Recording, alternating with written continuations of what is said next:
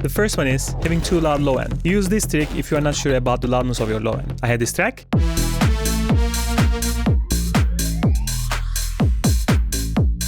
First get a reference track that's similar to your track, and then add a splitter. I'm using ozone imager in this case. First put the splitter around 90 Hz. Put the U-Lin loudness meter on your master. First the reference track. We are looking here. Minus 20.1, and then we are going to solo the low end of our track.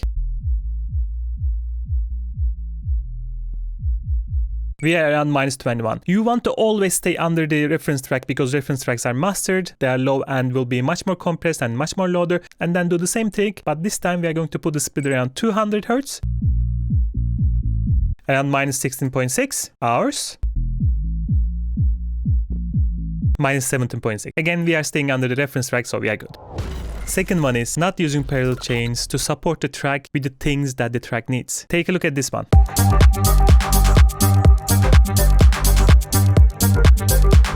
To hear what the track needs, the first thing that we need is a space, that everything sits inside the same space. The second thing is a sizzle, so that we can give a bit more energy to the track. So the first parallel chain, a distorted reverb sound, giving this really distorted room feel.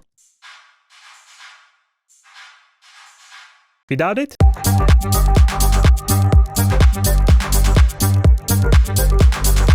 immediately everything is glued up together, but we still need a bit more energy. And here comes our second parallel chain, again using an overdrive, but this time the reverb is longer.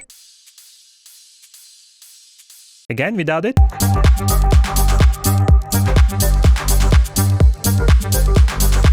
Perfect, isn't it? The third biggest mistake I see is not designing your most important effects, reverbs. Reverbs are by far the most important element in your track. Hence, you have to take your time to design them. We have this one here.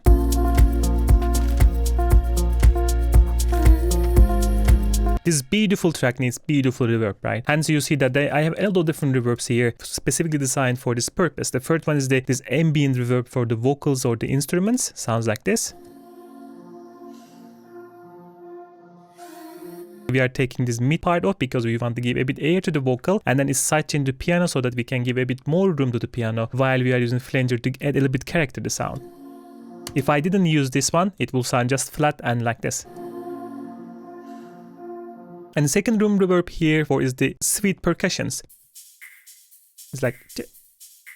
And then finally we have, as usual, drum reverb for all the other drums. And together they sound like this.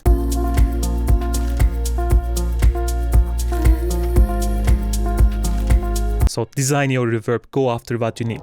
Fourth one is EQing in solo. A huge mistake. I have done this a lot as well, but let me show you practically why you shouldn't EQ in solo. I have this sine wave sound. If I EQ this in solo, I would like to have this distortion, and I will think that it will make the sound probably richer in the mix, right? You maybe do something like this. Rich and cool. Let me play you the mix.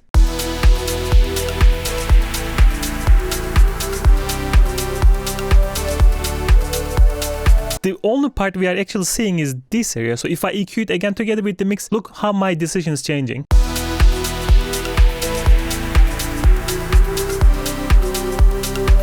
I didn't need any of these high end, and it just made the track muddier than it has to be. So EQ always with the mix to take right decisions.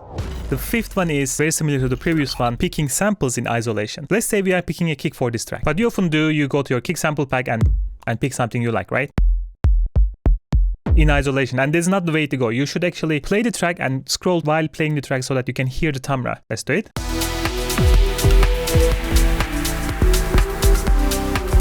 Let's try this.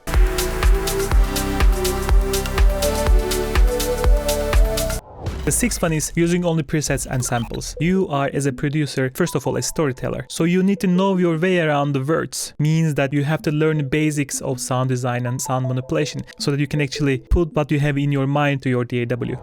And the seventh one is getting obsessed with the sound design and ignoring all the available presets and samples and loops and the packs. Again, you are a storyteller. If you feel like there's a tool that can help you to tell your story, give you an idea or inspiration, you should use it.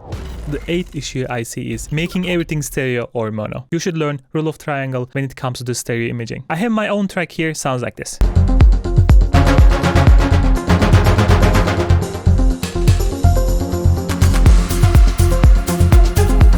The rule of triangle says that your stereo width should start from the zero, like no width at all, at the low end, and should gradually increase while you are going to the top end. Let me show you how it looks on Imager. Let's solo the low end. You see that we completely mono almost. Let's solo this area, low mids.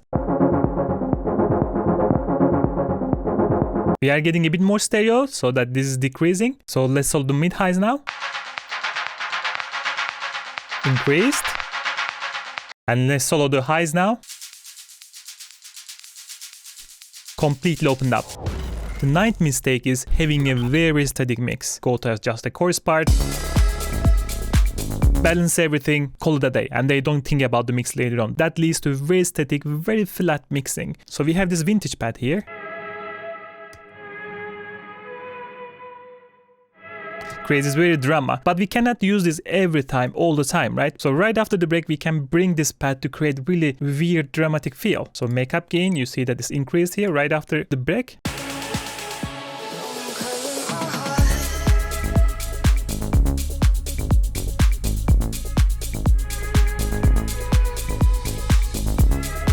Then we have this really fat lead sound.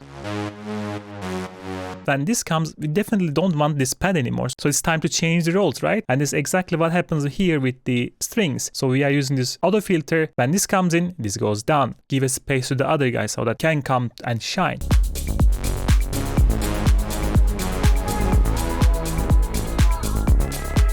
And when this ends, we bring the volume back again. It almost feels like we never actually drop down the volume, but you don't understand because our focus are shifted to the main lead. Very important trick. Make your mixes dynamic and focus on different elements in different parts of your track to create different energy levels.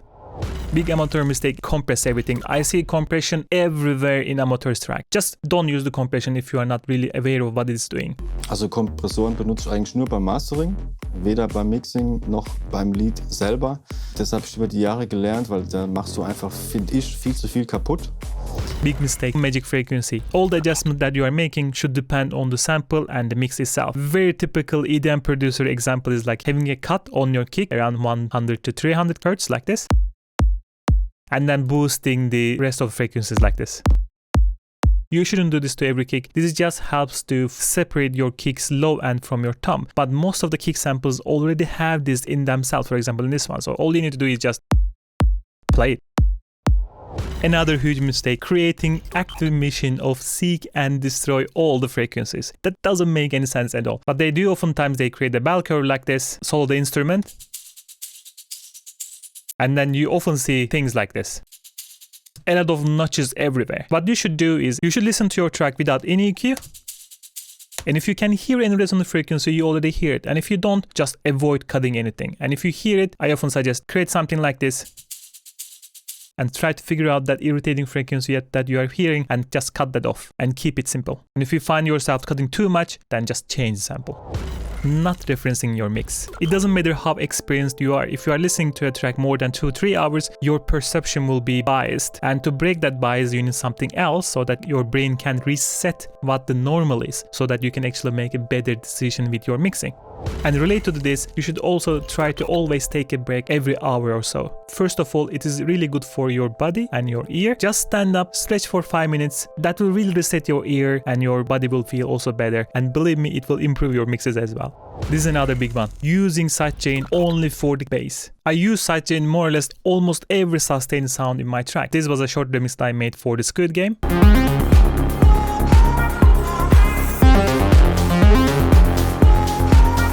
It feels really glued and groovy, right? And the main reason is for that is basically sidechain compression everywhere in the track. For example, on the pads, it's like then leads. The amount is always different, so you don't need to use a heavy sidechain on your lead sound, but giving a slight chain really gives this groovy feeling.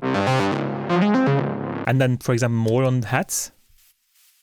It's like 16 hats. It's like and then of course the low end itself, and then pink soldiers. It's like